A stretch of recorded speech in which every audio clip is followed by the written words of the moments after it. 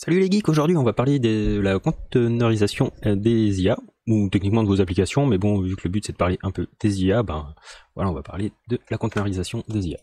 Bref, donc l'idée globalement de la conteneurisation, c'est de créer une unité qui va être une image, et ce truc-là en fait, ça va permettre, comment dire, de pouvoir déployer à peu près ce que vous voulez, du moment que c'est conteneurisable.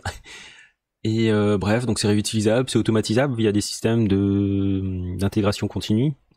Et après, vous pouvez le déployer automatiquement via plein de trucs. Donc ça, c'est surtout intéressant puisque on peut le faire via plein de petites choses. Enfin, via plein de services comme OVH, AWS, GCP et d'autres trucs. Bref, et ça permet aussi de détecter automatiquement les images qui plantent. Enfin, les applications qui plantent et ça peut permettre de les remplacer.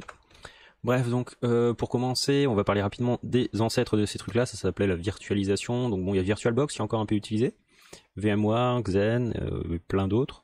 Globalement, les points négatifs, c'est que c'était lourd, que ce soit en espace disque et aussi en consommation RAM CPU, puisqu'une fois que tu lançais ta VM, en général, ça te bouffe 100% de la mémoire qui est allouée à ta machine virtuelle. Ce qui fait que si tu avais une VM à 4 Go de RAM, elle te prenait 4 Go de RAM, même si à l'intérieur, elle ne prenait pas les 4 Go.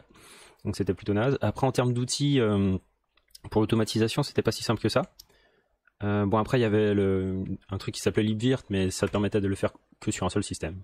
Bref, donc aujourd'hui, on va parler donc de Docker qui a simplifié énormément, donc les systèmes de virtualisation. On parle plutôt de conteneurisation parce qu'on n'est pas vraiment dans un système virtuel, on est plus dans de l'isolation de systèmes.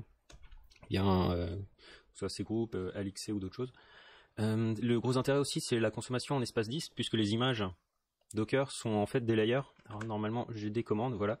Par exemple ici, on peut voir que on a des commandes et en fait chacune de ces commandes sera un layer.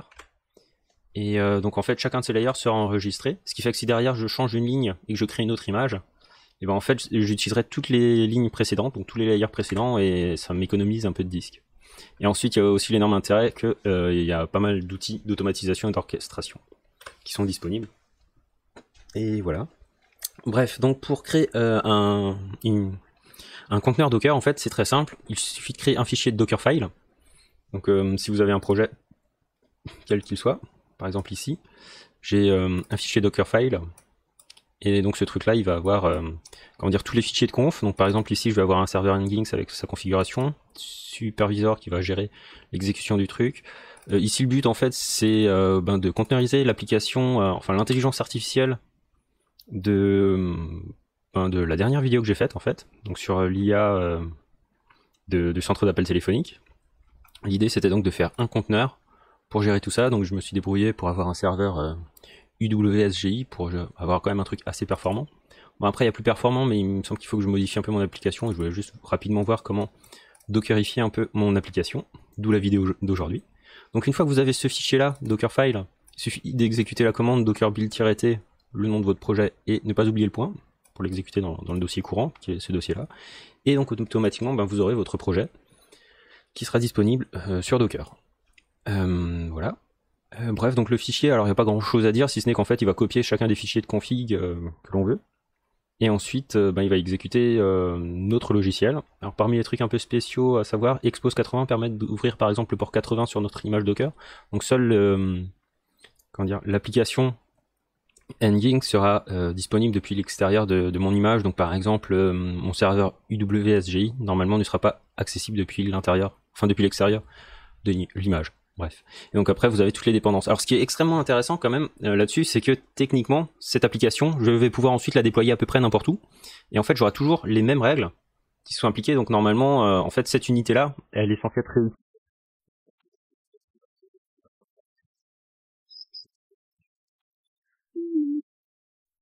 J'ai juste installé mon image et normalement tout est bon en fait. Je sais que si techniquement cette application là fonctionne sur mon réseau à moi, elle fonctionnera n'importe où. Alors que parfois, suivant où tu as installé ta machine, si c'est une Debian, une CentOS, et puis en fonction des versions et puis des machins, parfois ça peut ne pas fonctionner. Par exemple, après il y a aussi certains hébergeurs qui vont utiliser des images spécifiques, comme OVH qui peut avoir tout ce qui est hardening du kernel, et parfois il y a des logiciels qui peuvent ne plus fonctionner, donc tu peux te retrouver avec énormément de problèmes, sachant que toi tout ce que tu veux c'est que ton machin fonctionne. Une fois qu'on a notre image Docker, en fait, il va falloir la déployer. Alors soit vous pouvez le déployer directement depuis la commande Docker Run, tout ça, mais c'est pas forcément très intéressant, surtout si on veut commencer à la répliquer ou dupliquer ça sur des environnements différents. Par exemple, avoir une machine de test et une machine de prod. Tout ça. Donc là, ce qui peut être intéressant, c'est de commencer à voir pour faire de l'orchestration et l'intégration continue. Alors l'intégration continue, on va pas le voir dans cette vidéo, ce sera pour plus tard, mais ici l'idée sera juste d'exécuter en fait notre projet sur Kubernetes. Alors globalement, vous pouvez exécuter directement votre image depuis kubectl en faisant run un nom bidon plus le nom de votre image. Alors sachant qu'ici on a build en local l'image Docker, il faut bien faire un pull policy never, sinon il va tenter de télécharger une image qui va porter notre nom depuis internet et ça va pas marcher. Sinon ce qu'on peut faire, on peut le faire automatiquement via un fichier de déploiement au format YAML qui devra contenir plus ou moins ceci. Alors moi mon application elle est un peu spéciale, c'est que techniquement j'ai plusieurs gigas en fait de données qui sert à mon IA en fait, puisque ce projet est une IA. Et donc tout ça je l'ai mis là-dedans, il faudra que je vois comment déployer ça sur mon serveur. Normalement on peut avoir des espaces disques persistants ou autres, et il faudra que je regarde ça un peu plus en détail. Et après derrière on peut dire en fait le nombre d'images qu'on aura en parallèle, sachant qu'on peut répliquer, enfin avoir des architectures avec plusieurs applications qui vont tourner en parallèle, qui vont pouvoir avoir du load balancing. Bon, sachant qu'ici le but c'est juste d'accéder à ma machine sur différents environnements, je ne vais pas forcément chercher à être déjà répliqué, mais globalement ça a été imaginé par Google pour scaler très facilement. Donc à partir du moment où vous avez une image qui est scalable, et vous avez juste à cliquer sur un bouton pour scaler vos trucs et ça peut être entièrement automatique. Et donc ça c'est vraiment le gros intérêt de Kubernetes. Et voilà, donc une fois que vous avez exécuté vos commandes, vous pouvez voir si votre application tourne. Donc ici on voit que j'ai qu'une seule machine qui est disponible en fait. Voilà. Alors petite chose aussi à savoir, c'est que techniquement dans ces fichiers-là, bon moi je me suis fait un peu avoir dans mes déploiements, c'est qu'à la base chez Kubernetes vous avez deux choses globalement. Il y a ce qu'on appelle, donc ça c'est l'interface que vous allez avoir quand vous faites tourner du Kubernetes. Donc globalement vous avez deux unités principales. Techniquement vous avez ce qu'on appelle le pod, qui est une application plus ou moins. Donc ça c'est une image.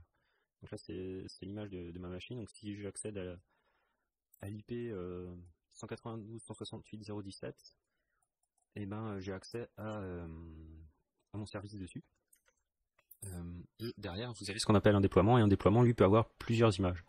Alors soit vous exécutez directement un pod, ou vous exécutez en fait un déploiement qui va derrière pour voir scale et autres. Bon ça dépend de vos besoins, mais en général si vous voulez faire un service, en fait les services vont plutôt se faire sur des déploiements. Bref. Et voilà. Donc ensuite, justement, ça vous permet de parler de la chose suivante, les services. Donc les services, globalement, notre machine va être juste accessible en interne depuis le serveur, mais pas forcément depuis l'extérieur. Surtout si votre but c'est de donner accès en fait à votre application à Internet. Il faudra faire ce qu'on appelle un expose. Et de là, vous avez plusieurs types d'exposition, on va dire. Vous pouvez faire donc du load balancing.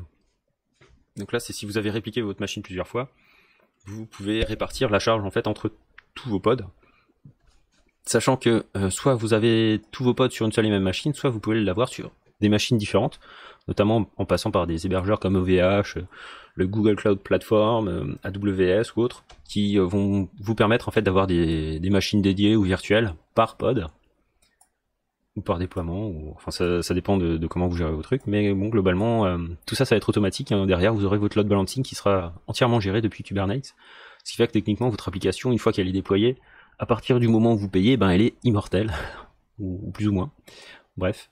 Donc ici mon application en fait elle est accessible sur le port 31387. Donc là on peut voir que on a notre IA qui va se connecter à notre machin, et donc là c'est plutôt rapide, hein, ça reste très performant. Ah, je l'aborde, trop rapide pour lui. Bref, donc ici on peut mettre un peu ce qu'on veut. Et notre IA en fait va répondre assez rapidement. Et voilà, donc là elle va nous donner l'ensemble des réponses, donc c'est la classification de notre truc là, et on voit, bon ici on accède à notre serveur Nginx. Donc notre truc est quand même assez performant, donc je suis plutôt satisfait de mon déploiement. Ce qui peut être intéressant, c'est de déployer des architectures complètes. Bon, après l'idée c'est de toujours avoir un fichier qui va, d'avoir des unités scalables en fait par pod. Comme ça après vous aurez juste à les dupliquer en fonction de vos besoins, sachant que vous pouvez les déployer ou sur des machines spécifiques ou sur des machines on va dire centrales. Ce qui peut être intéressant surtout, donc comme dit, c'est le load balancing. sur les différentes plateformes proposées. Et aussi en termes de déploiement, de développement plutôt, c'est et quoi qu'en termes de déploiement aussi, puisque bon, le but de l'intégration continue, c'est qu'en fait vous allez développer directement depuis GitHub ou un autre outil du genre, et derrière en fait certains outils comme Drone.io, GitLab, je crois qu'il y a aussi GitCube qui permettent de faire des déploiements automatiques depuis vos repositories de code. Donc si vous pushez par exemple sur votre branche de développement, ça peut automatiquement mettre à jour tous vos environnements de test, et puis bon, si vous mettez à jour ou la master ou ce que vous appelez la branche prod, et vous aurez en fait un déploiement automatique en prod. Donc là par contre il va vraiment falloir être vigilant à ce que vous mettez dans votre prod, mais ça peut être vraiment sympa dans le sens où avec un bon pipeline d'intégration continue, en fait vous avez plus besoin de gérer vous-même vos déploiements. Et ça peut être sympa en termes de développement, puisque bon vous avez juste à vous concentrer sur votre code et vous aurez jamais le problème de la prod en fait qui plante parce que vous avez oublié de faire une commande ou autre. Là en fait vous avez un process et vous vous y tenez, et ça c'est vraiment pas mal. Et voilà, c'est tout, à une prochaine.